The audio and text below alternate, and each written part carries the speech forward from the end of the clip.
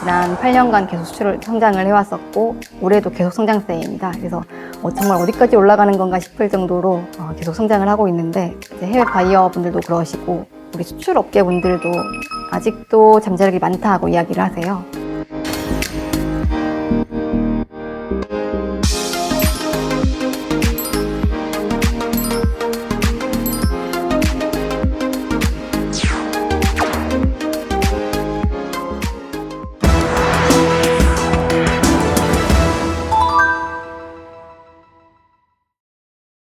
우리 농식품 수출은 지난 2023년 말까지 8년 연속 지금 성장세를 보이고 있습니다. 올해 11월 말 기준으로 90억 5천만 불을 수출을 했고요. 이는 전년 대비 8.1% 성장한 수치입니다. 역대 11월 말 기준으로 봤을 때 최대치에 해당하고 작년 9월 말부터 시작돼서 15개월 연속 성장세를 보이고 있습니다. 특히 이 농식품 수출은 수출 규모가 큰 라면, 과자류, 음료, 쌀가공식품 이런 가공식품들이 수출을 견인하고 있습니다. 특히 라면 같은 경우에는 최초로 10억 불 수출을 10개월 만에 달성을 하였고요. 쌀가공식품은 냉동김밥, 즉석밥, 볶음밥 이런 것들인데 그런 쌀가공식품도 역대 최대 실적을 지금 보이고 있습니다.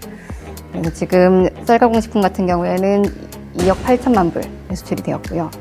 그리고 과자류랑 음료도 전년 대비해서 각각 10% 이상씩 성장을 하고 있는데 과자류는 7억 불 이상, 그리고 음료는 6억 불 이상 수출이 되었습니다. 이렇게 수출이 계속 성장하고 있는 것은 아무래도 우리 수출 농가 그리고 수출 기업들의 부단한 노력이 있었고 여기에 정부가 지원을 해서라고 생각을 합니다. 우리 수출 기업들이 해외 시장의 수요에 맞는 제품들을 계속 개발을 하기 위해서 부단히 노력을 많이 하였고 여기에 더해서 우리 정부에서 해외 바이어들을 발굴하고 알선을 해주었고 또 정부 간에 풀 수 있는 기관세 장벽을 완화하기 위해서 노력을 하였습니다. 이런 노력에 더해서 지금 세계적으로 한류가 인기가 있는데 이 한류 열풍이 바탕이 되고 한국에 대한 관심이 이제 K푸드에 대한 관심으로 이어지고 K푸드에 대한 관심도 한류를 좀 선도하는 문화가 되지 않았나 이렇게 보고 있습니다. 라면, 과자, 음료 이런 것들은 워낙에 작년에도 수출이 많이 되었던 것들인데요. 여기에 더 붙여서 우리 주류에도 세계에서 관심이 많습니다. 소주, 맥주, 리큐르는 과일맛 소주 같은 것들 이야기하는데요. 특히 브라질에서는 대형 유통매장에 입점이 되고 거기 연계해서 판촉 행사를 하면서 작년보다 200% 이상 성장을 하였습니다. 그리고 한국 문화에 또 관심이 많은 국가가 몽골인데요. 몽골에는 한국에서 진출한 편의점도 많이 있다고 하고 거기서 이제 한국 맥주랑 라면을 짝꿍식품으로 그런 마케팅을 했더니 작년보다 70% 이상 성장을 하였다고 합니다. 그리고 또 하나 말씀드리고 싶은 것은 커피 조제품인데요. 인도네시아에 우리 농식품이 수출되고 있는 1위 제품이 커피 조제품입니다. 지금까지는 카페 프랜차이즈나 커피 제조 업체로 B2B로 거래가 많이 되고 있었는데 지난 10월부터는 소비자용 B2C로 판매될 수 있는 믹스커피가 수출이 되게 되었습니다. 그래서 인도네시아의 커피 조제품이 지금까지도 많이 수출되었지만은 B2B에서 B2C로 시장이 확대된 효과가 있다고 생각을 합니다. 특히 김치는 유럽 시장에 비건 김치나 장기간 운송을 해야 되기 때문에 상온 유통 가능한 김치 이런 것들이 개발이 되었고 이들이 미국이랑 유럽 시장에서 새로 유통 매장에 들어가면서 전년 대비해서 전체적으로는 3.9% 수출이 증가하였습니다. 포도는 제일 최대 시장이 대만인데요.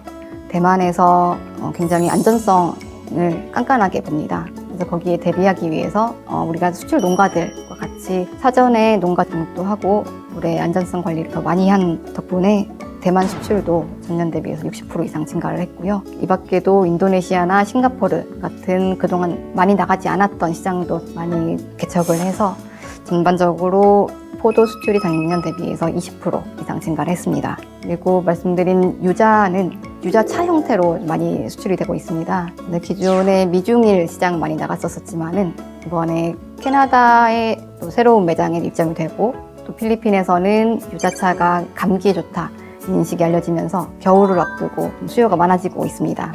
그래서 작년 대비해서 한 1.6% 증가를 했습니다. 우리 농식품이 주로 수출되는 국가가 최대 수출국은 미국, 중국, 일본 순입니다. 이 세 곳을 합쳐서 한 45%, 46% 정도 비중을 차지하고 있습니다. 최대 시장인 미국으로는 지금 11월 말 기준으로 14억 4천만 불 수출이 되어서 전년 대비 한 20% 이상 증가를 했습니다. 미국 같으면은 주요 수출품이 라면, 쌀가공식품이 굉장히 많이 잘 나가고 있는데 이들이 올해 기존에 못 나가던 새로운 대형 유통 매장에 입점을 하면서 앞으로도 수출은 계속 증가를 할 걸로 보입니다. 그리고 중국은 13억 8천만 불 수출이 되어서 작년보다 한 7% 정도 상승을 했고요. 일본이 작년 기준으로는 최대 시장이었었는데 올해는 엔저가 지속되고 일본 내 시장이 소비가 좀 부진합니다. 그 영향으로 작년 대비해서는 마이너스 5% 정도 보이고 있습니다. 그 밖에 아세안과 유럽 시장이 또 큽니다.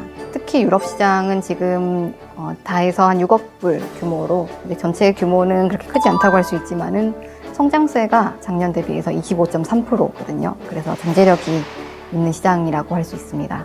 그리고 아세안 같으면은 아세안이 이제 한류 붐이 굉장히 크고 한국에 대한 관심이 많아서 여기도 꾸준한 성장세를 보이고 있습니다. 지난 11월 22일부터 한 3일간 서울 코엑스에서 우리나라 식품의 현재와 미래를 볼 수 있는 푸드위크가 개최가 되었습니다. 그때를 계기로 해서 해외의 바이어들을 초청한 바이어 초청 상담회를 개최를 했습니다. 이름이 바이 코리안 푸드에서 BKF라고 부르고요. 여기에는 농식품 기업 말고도 농업 관련된 전후방 산업들, 예를 들면 농기계, 농약, 푸드 같은 관련 산업들의 기업들도 모두 초청을 하였습니다. 전 세계에서 한 31개 국가의 바이어 총 92개사에서 직접 오셨고 저희 수출 기업은 한 200곳 넘는 곳이 참여를 해서 각 바이어들과 수출 기업들 간에 1대1로 상담 시간을 저희가 매칭을 해줬습니다.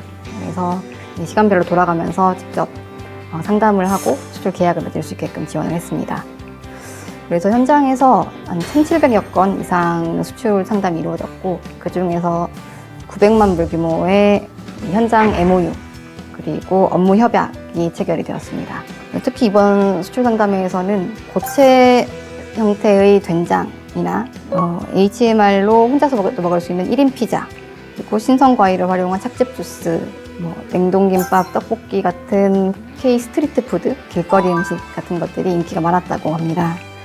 그래서 우리 수출 기업들이 평소에 만나기 어려운 중동, 중남미 바이어들도 이번에 초청을 하였고요. 또 일반 매장도 그렇지만은 외식 기업, 해외의 외식 프랜차이즈 바이어들, 그리고 해외 진출에 있는 우리나라 편의점들 바이어들도 초청을 해서 우수한 K푸드를 소개하는 좋은 기회가 되었다고 생각을 합니다. 내년에도 아직 구체적인 날짜는 안 나왔지만은 상반기, 하반기 한 번씩 그래도 개최를 해서 해외 바이어를 초청을 하고 우리 수출 기업과 미팅 기회를 갖게 해드리고 그리고 오신 바이어분들이 국내 유수한 식품 기업이나 또는 현장도 찾아가서 이렇게 우리 K푸드가 우수하구나 알려줄 수 있는 그런 기회를 만들려고 합니다. 이 수출 성장세를 앞으로도 계속 이어가기 위해서 크게는 3가지 정도 저희가 노력을 하고 있습니다. 먼저 수출을 확대하기 위해서는 이 수출 시장을 확대할 필요가 있습니다.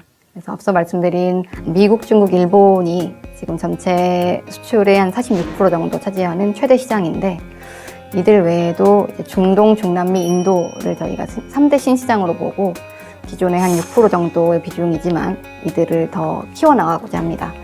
그 이유는 이 새 시장에 살고 있는 세계 인구가 전 세계의 한 30% 정도 되는 큰 시장이라서 그에 비해서 아직 우리 수출이 나가고 있는 것은 6% 정도니 우리 K푸드가 진출할 잠재력이 아주 많다고 생각을 합니다.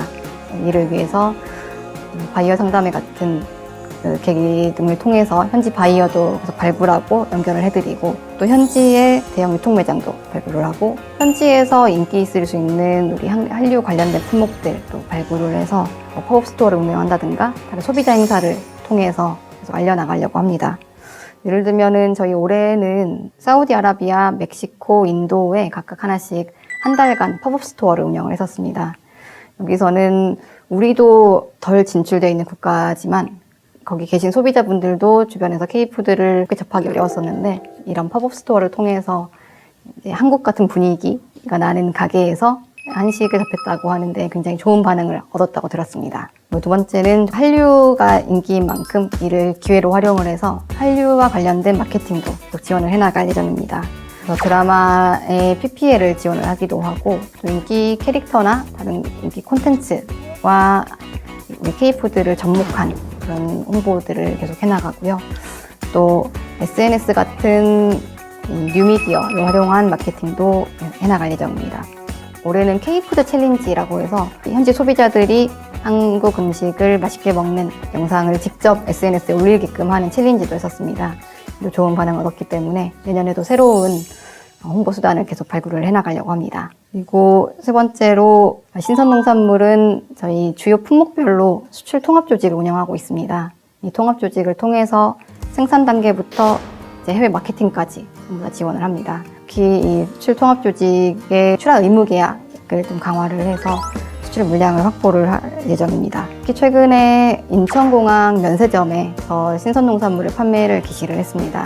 아직은 검역증 없이도 가지고 나갈 수 있는 홍콩하고 싱가포르 출국자를 대상으로 하는 거고 이 품목도 딸기, 포도, 감귤, 방울토마토 정도로 제한되긴 합니다만은 일단 이런 면세점에서 판매를 한다는 것으로 우리 K푸드 중에서도 우리 농산물 K프루트에 대해서 외국인들의 더 관심을 불러일으키고 현지에서도 사 먹어볼 수 있게끔 하는 그런 홍보 효과도 기대를 하고 있습니다. 그래서 이런 세 가지 지원 외에도 저희가 지원 사항 다양하게 있지만은 수출을 직접 하시는 기업 그리고 농가분들이 제일 중요하기 때문에 이분들과 긴밀하게 계속 소통을 해가면서 애로사항을 듣고 또 저희가 해소를 해드리고 하는 것도 계속 노력을 할 예정입니다. 이 우리 농식품 수출이 지난 8년간 계속 수출을 성장을 해왔었고 올해도 계속 성장세입니다. 그래서 정말 어디까지 올라가는 건가 싶을 정도로 계속 성장을 하고 있는데 이야기를 들어보면은 해외 바이어 분들도 그러시고 우리 수출업계 분들도 아직도 잠재력이 많다고 이야기를 하세요.